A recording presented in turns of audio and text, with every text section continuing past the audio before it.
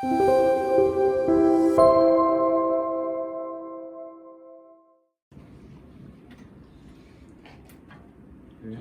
네 번째 질문. 이거는 이제 교수님께서 저도 평소에 여쭤보고 싶었던 건데요. 이제 이사의 주주 충실 의무가 명시되면 남소가 우려된다, 소송이 늘어나는 점이 우려된다고 보시는 것으로 알고 있습니다. 구체적으로 근데 어떤 형태의 혹시 소송이 우려되시는지 여쭤보고 싶고 거기에 대한 저의 생각도 말씀드리고 싶습니다. 우리나라의 주주의 수가 최근 들어 좀 줄어들었다라고 하지만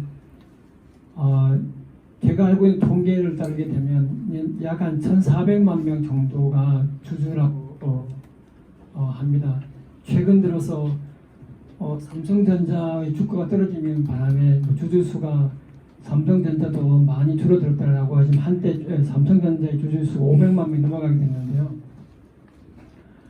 지금 이제 만약에 이사의 충실의무 위반을 대상으로 이유로 소송을 할 경우에 이사하고 주주 사이에는 계약 관계가 없기 때문에 아마도 민법상 불법행위 책임을 묻게 되거나 아니면 그에 준해서 책임 추궁을 하게 될 것이라고 보여집니다. 다만 상법에는 여기에 관한 규정이 아직까지 마련되어 있지 않기 때문에 이것은 아마도 그러니까 모든 주주가 한 줄 가진 주주도 소를 제기할 수 있을 거라고 보여지게 됩니다. 이런 점을 생각해 보게 되면 기존의 어떤 주주의 대표 소송은 소수 주주권이고 또 이 주주 대표 소송은 그 소송의 결과가 회사로 귀속되기 때문에 이 주주가 소를 제기하고자 하는 유인이 상대적으로 주는 반면에 만약에 이 유형의 소가 가능하다라고 할 경우에는 이 경우는 소의 결과가 주주 개인에게 바로 귀속된다는 점에서 소의 어떤 그 소를 제기하고자 하는 유인은 다른 유형의 소송보다는 좀 더 크지 않을까 이런 점에서 우려되는 측면이 있다라고 생각을 합니다. 제가 답변을 이해하기로는 개별 주주가 이사에 대해서 충실의무 위반으로 불법행위 책임을 물어서 자기에게 직접 배상을 해라라는 소송이 가능할 것이다라는 말씀이신 거죠? 근데 저를 비롯해가지고 주주 충실 의무를 주장하시는 많은 분들이 개별 주주에 대한 손해배상을 가능하게 하자라는 주장을 하지는 않는 걸로 알고 있습니다. 사실 그래서 그 부분에 대해서는 명확하지는 않은 것 같고요. 그리고 이제 개별 한 명 한 명의 주주가 소송을 제기할 수 있다라는 문제는 사실 미국에서는 많이 일어난 일이지만은 개별 주주의 그 합리성에 따라 가지고 법원이 판단을 해주시고 특히 여러분들 잘 알고 계시겠지만은 아마 올해였죠. 테슬라의 일론 머스크가 테슬라 몇 주, 10주도 안 가진 주주가 이제 소송을 제기해가지고 테슬라가 그 일론 머스크에게 스톡 옵션 부여했던 것을 법원이 취소했던 그런 케이스도 잘 알고 계실 겁니다. 그래서 결국은 공익적인, 그러니까 회사 전체를 위한 소송이 되는 것이고 개별 주주에게 돈을 갚아내라 이런 소송은 저도 있어서는 안 되고 또 있지 않을 거라고 생각을 하고 있습니다.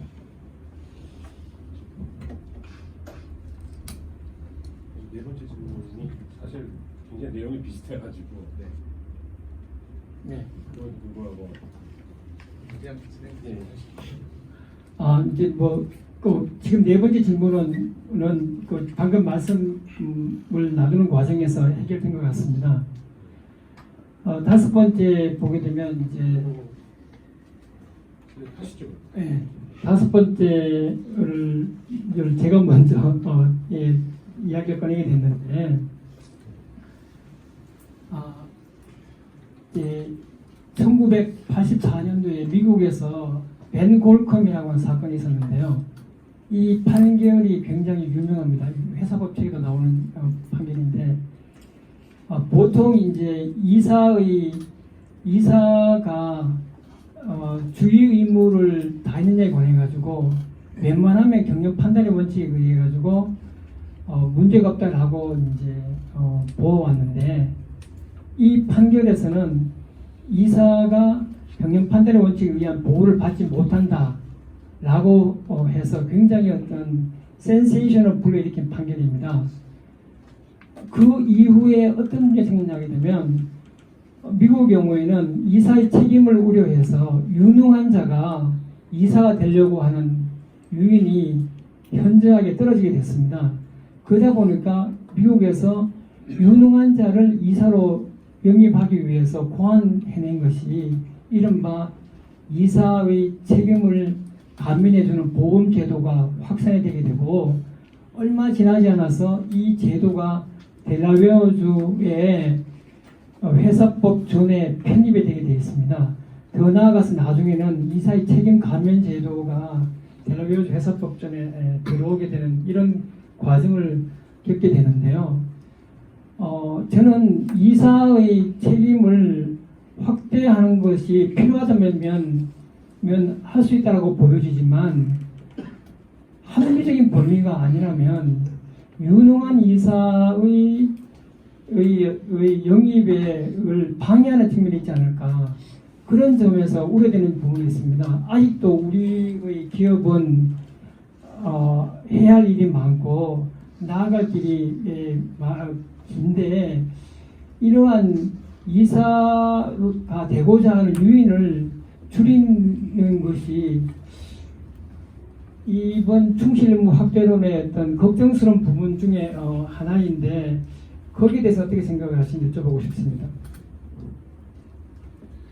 네, 뭐 교수님도 잘 알고 계시겠지만, 그리고 여기 계신 분들도 아마 많이 이해하고 계시겠지만은, 그 이사의 충실 의무라는 것이 마치 이사가 평소에 결정을 할 때 항상 어떤 의무가 가중되는 것이 아닙니다. 제가 발표에서 충분히 말씀드렸지만은 일반적인 경영 상황에서는 성관지 의무가 적용되는 상황에서는 가이드가 따라가는 대로 그냥 가는 그런 상황에서는 당연히 이사의 의무는 똑같습니다. 하지만 충실 의무가 적용되는 상황이라는 것은 합병이나 뭐 분할, 기업 구조 재편 같이 지배주주하고 일반주주가 이해관계가 달라질 때 그때만 적용되는 법리이기 때문에, 특별히 주주에 대한 충실 의무가 들어온다고 해가지고 이사가 일반적으로 더 의무가 가중되고 책임을 더 부담하게 된다는 부분은 아닌 걸로 저는 생각을 하고 있고요. 그럼에도 불구하고 합병이나 내부거래나 이런 거에서 충실 의무 판단을 위해서 이사가 좀 더 고민해야 되는 포인트는 있을 것 같습니다. 그 부분에 대해서는 그런데 교수님께서 이제 어떻게 보면 답을 주신 것 같은데요. 보험 같은 걸로 해결을 할 수가 있고, 또 그 이사인 경우에는 뭐 이사회에 불참하거나 반대를 하면은 빠져나갈 수가 있습니다. 사실은 요번 이제 고려인 케이스 지금 말씀하셨지만은 이미 일부 이사가 이사회에 불참하는 식으로 반대 의사를 표현하고 있는 걸로 알고 있고요. 그런 경우에는 이사의 책임이 부과되지 않기 때문에 명백히 이사는 거기에 대해서 스스로 조절을 할 수가 있다고 생각합니다. 한 가지 첨언을 드리게 되면,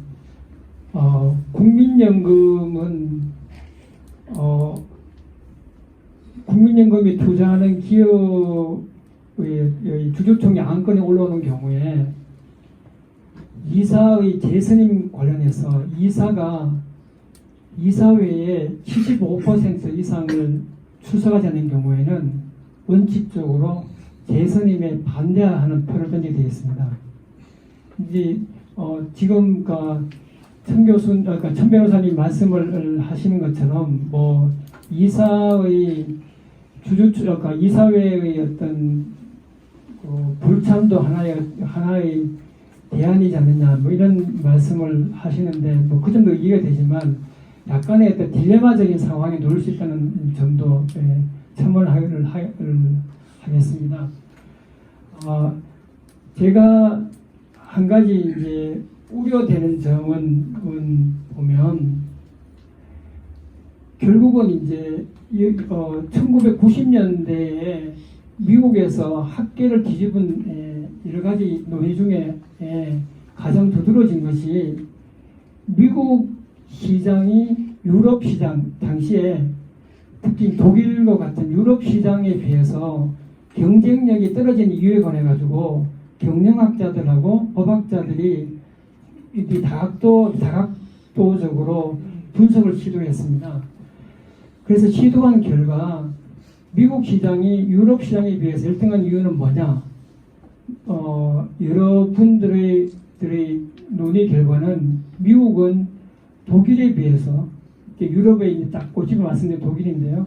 독일에 비해서 소송이 많기 때문에 이 어떤 법무 비용이 굉장히 많이 쓸 수밖에 없게 되고 그 법무 비용은 결과적으로 물건 가격의 정가가 되고 그래서 동일한 퀄리티의 물건임에도 불구하고 미국에서는 200원에 팔리는 반면에 독일에서는 100원에 팔리니까 어떻게 미국 시장에서의 물건이 잘 팔릴 수 있겠느냐 뭐 이런 논문들이 90년대에는 많이 나온 것으로 알고 있습니다.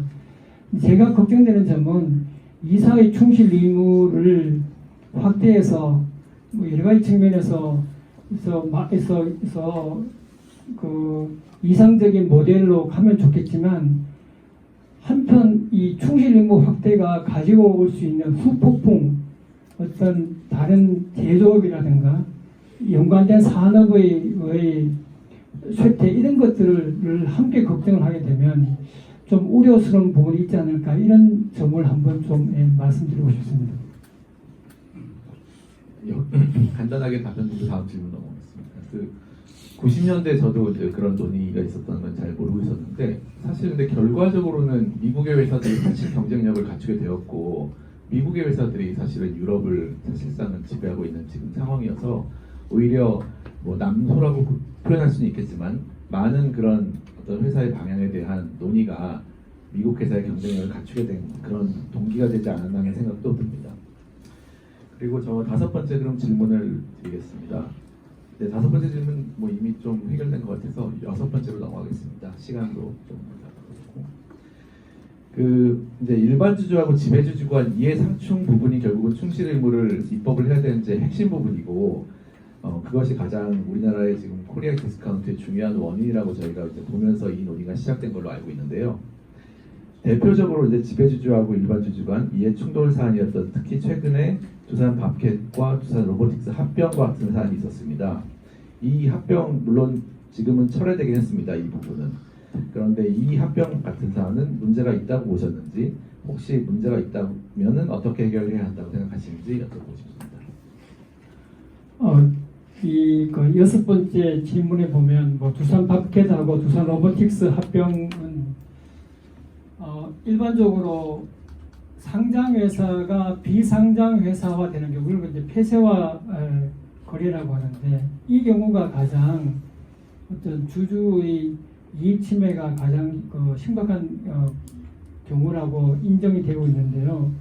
저도 뭐 그런 점에서 봤을 때 이 두산 밥캣하고 두산 로보틱스의 합병 같은 상황은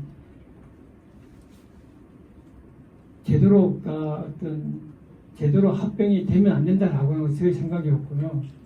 그래서 뭐 어떻게 해결할 방법은 합병하지 않는 것이 해결책이 아니었을까? 뭐 저는 이렇게 생각을 합니다. 그러니까 예를 들어서 그러니까 일반적인 구조조정 합병이라든가 분할이라든가 이런 경우 조직 재편의 경우에는 정말로 소수주주와 대주주의 어떤 이익 충돌이 일어날 수밖에 없습니다. 그것을 어떻게 조화롭게 가느냐가 굉장히 중요한 문제인데 이 조화롭게 가기 위해서 이 상법은 다양한 제도를 두고 있고 그 중에 하나가 이제 주식 매수 청구권을 인정하는 겁니다. 그런데 이 어떤 충돌의 어떤 가능성 중에서 가장 최정점에 있는 것이 상장회사를 비상장회사화하는 경우이거든요. 근데 이 두산 밥캣의 사례는 이 문제가 들어있게 되기 때문에 이 점에서는 뭐 저도 이 부분에 대해서는 그렇게 어떤 긍정적인 시각으로 바라보기는 좀 어렵지 않느냐 이렇게 보여지게 되고 그런 점에서 봤을 때 두산 밥캣하고 두산 로보틱스의 합병을 처리하게 된 것은 어떤 당연한 수순이지 않을까 이렇게 생각을 합니다. 요즘 시간 관계상 이제 마무리해야 될 것 같은데 교수께서 하나 정도 하실 수 있을 것 같거든요. 그래서 혹시 욕심 있으시면 남은 질문 중에 하나만 좀 부탁드리겠습니다. 최근에 이제 어느 그 당의 의원께서 상장회사 지배구조법을 만들자 제정하자는 안을 국회에 제출했습니다. 저는 이 법안이 굉장히 우려스러운데요. 왜냐하게 되면 우리 그 정부를 비롯해서 여러 학계라든가 실무계에 계시는 분들은 상장회사를 마치 공공재처럼 생각하고 계신 분이 있습니다. 분명히 말씀드리지만 상장회사는 공공재가 아닙니다.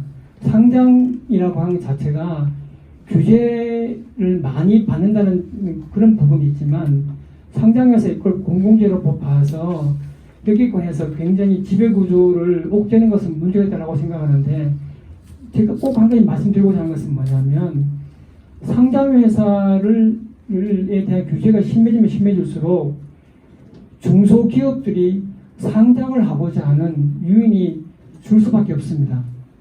그렇게 되면 중소기업은 영원히 중소기업을 남고자 하는 유인, 즉 피터팬 증후군만 생겨나게 될 수밖에 없습니다.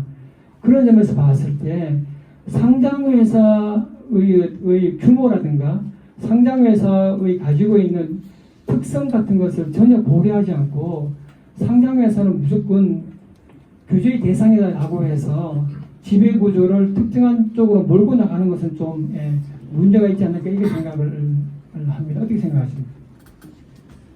네.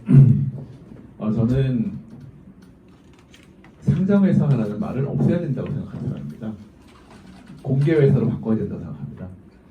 왜냐하면 상장회사는 대중에서 돈을 조달한 회사이기 때문입니다. 그 대중이라는 것은 단타매매일 수도 있고 장기 투자자일 수도 있고 연금일 수도 있고 여러 수많은 집합적인 의미에서의 대중이 돈을 낸 회사입니다. 그렇기 때문에 굉장히 공공성이 높다고 생각을 하고요. 미국에서도 퍼블릭 컴퍼니라는 표현을 씁니다. 퍼블릭은 공공입니다. 공공재까지는 아니더라도 굉장히 공적인 책임이 많이 있는 회사라고 생각을 합니다. 비상장회사, 저는 실제로 비상장 스타트업에서 근무를 했습니다. 창업자들은 대부분 상장하기 싫어합니다. 피터팬 증후군이라고 부르셨지만은 당연히 공적인 의무가 생기는 것은 어려워합니다. 불편합니다. 그럼에도 불구하고 상장을 왜 하냐? 투자를 받았기 때문입니다. 투자를 받았기 때문에 그 투자를 엑시트 시켜줘야 되기 때문에 합니다. 또는 상장을 통해서 많은 공적인 자금을 조달할 수 있기 때문에 합니다. 돈이 필요하니까 하는 겁니다. 아니면 은행에서 돈을 빌려야 되니까 이자 주고. 그렇기 때문에 상장 회사에 대해서 더 규제가 강해지는 것은 저는 어떻게 보면 당연하다고 생각을 하고 어떤 이 충실 의무나 보호 의무, 주주에 대한 보호 의무도 어떻게 보면은 비상장 회사보다는 상장 회사, 공개 회사에 훨씬 더 어울리는 그런 의무라고 생각을 합니다. 왜냐하면 비상장 회사에서 투자를 받을 때에는 기관 투자자입니다. 주로 다 전문 투자자와 기관 투자자한테 받기 때문에 대부분 굉장히 회사와 자본시장을 잘 알고 있고 대부분은 또 주주간 계약이나 투자 계약을 통해 가지고 상법에서 보호되는 것보다 훨씬 더 많은 보호를 주주들이 가져갑니다.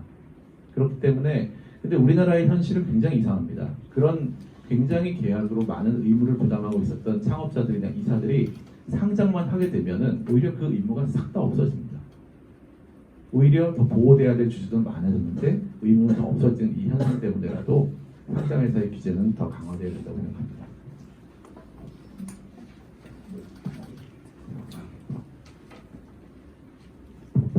저는 토론 계속 지켜보면서 언제 한번 크게 싸우시나 기다리고 있었는데 두 분 너무 신사적이셔가지고 뭐 문자도 교환하시고 통화도 자주 하신다고 들었어요. 그래서 제가 오늘 캐스팅을 좀 잘못한 것 같고 네, 뭐 그럼에도 불구하고 재밌으셨기를 바라고 그 Q&A를 좀 하겠습니다. 남은 시간 또 천 변호사님 또 가셔야 되기 때문에